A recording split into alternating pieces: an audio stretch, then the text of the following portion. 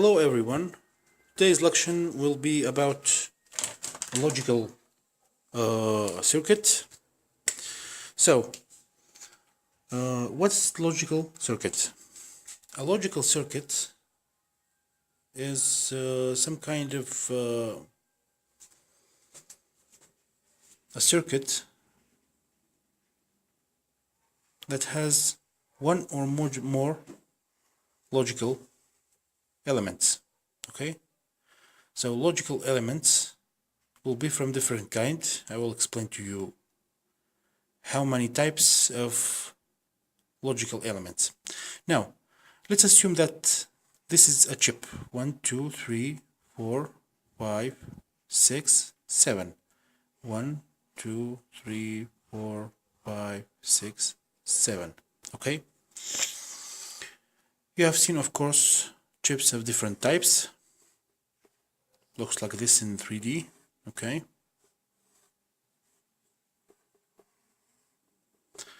So this is 1, 2, 3, 4, 5, 1, 2, 3, 4, 5, 6, 7. And this is the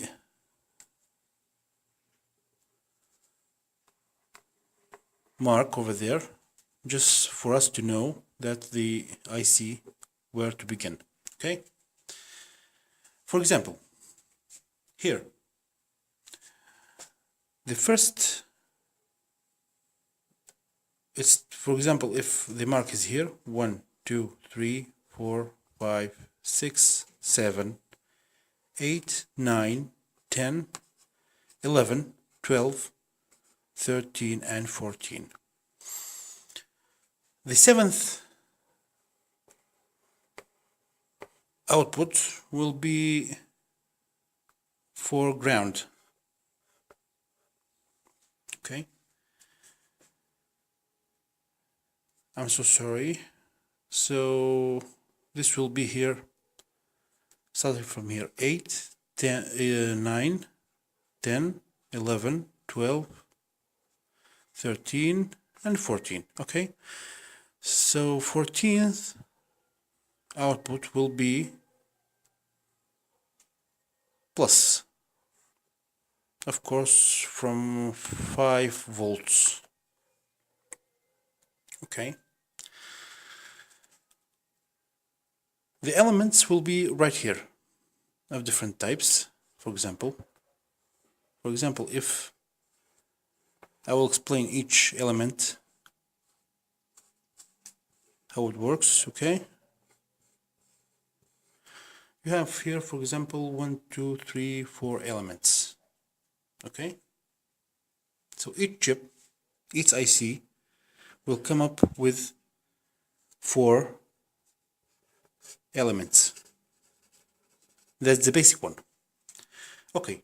Now let's see how each of these logical elements will work. Now there is 3 kinds of logical elements that are basic. Okay. The first one will be the AND. The AND looks like this, like a half moon. Okay. Here will be A, and here will be B, and the output will be C. Okay. This will be AND. So why it's called AND? Because you have to have one here and one here in order to get in the output 1. Otherwise, you will get zeros. Okay? So let's make the table of this AND.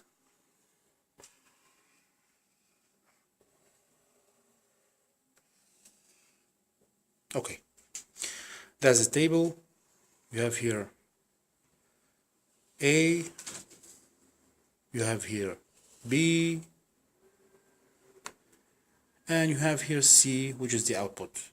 So these two will be inputs, and this last one will be the output.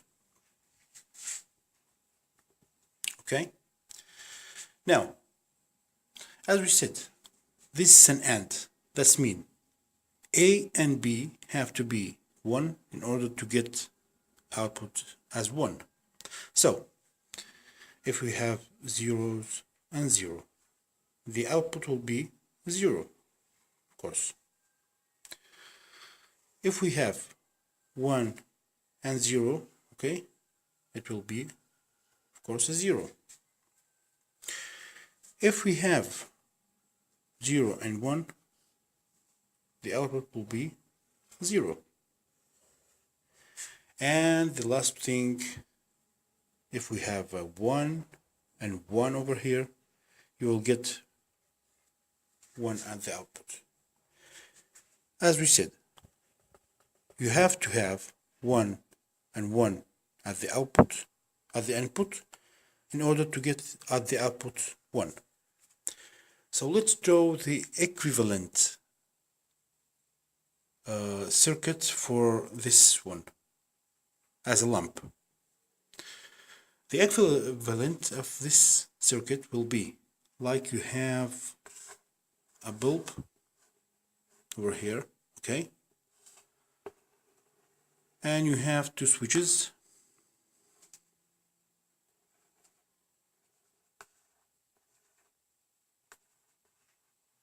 okay.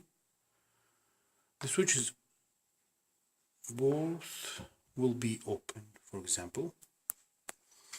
So that will be an A and this will be a B, okay, and this, the output in the lamp, will be C on the bulb. So if you have A closed, for example, okay, you will close the circuit until here, but not until here, okay. So this causes the bulb not to work, and still it's 0. That means A is 1, B is 0, and the C will be a 0, okay. If we open the switch over here, open the switch here, so A will be a 0, and close the switch here, so B will be 1. The same thing, you are closed the circuit until here, okay, but you are not closing it at the end, so the light will not come up. If you have both of them closed, so A will be in 1 and B will be 1, you probably get on the C because you close the whole circuit, so the bulb will eliminate, so it will be 1, okay. So this is the equivalent of this circuit over here. Of course, there's a third circuit that made by transistors, okay, and which is the original contents of this IC, but we will talk about this later. Now, let's move to the next circuit. Have you got this? So the next thing that we want to talk about is this is the OR circuit. It looks like this symbol, okay. It looks like a quarter moon. The basic one had 2 inputs and 1 output over here, okay. So that will be an OR circuit. We'll call this input A, this input B, and the output was, as always, C. So the table will be like this. Why this is called OR? This is called OR because A or either B have to be 1 in order to get 1 in the output. It's the opposite of AND completely. So if you have in the output 1 and you have 0, you will get probably 1. If you have on the A 0 and B 1, you will get 1. If you have on both inputs A and B 1 1, you will get C 1. And this is the only case if you have just 0 on the A and B is a 0 also, you'll have on the output 0 again. So this is the only case that you get in the output 0. Okay, that's just when you have both zeros on both inputs in the OR. Got that? Okay. So now we will talk about the third element, and it's a very important element, which is called NOT.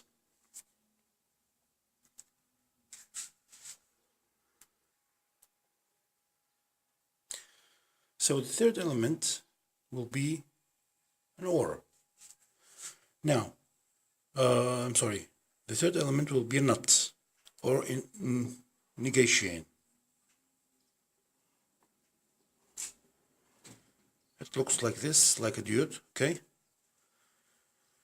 If you have on the input A, you have 1, you will get the opposite in the output, which is 0. If you got 0 in the A input, you will get in the output the opposite. Okay? So, if A equals 1, the output will be 0. If you have in the input 0, you will get at the output 1. Okay? So you see, it's an opposite. That's called NOT or negate. Okay? Okay. So this is the third element. Okay? This element is used in a lot of circuits, and also it can be combined with the other two elements we talk about. Means if we have, for example, that's an AND, right? So AND plus NOT, sorry, that becomes as diode. Okay, it equals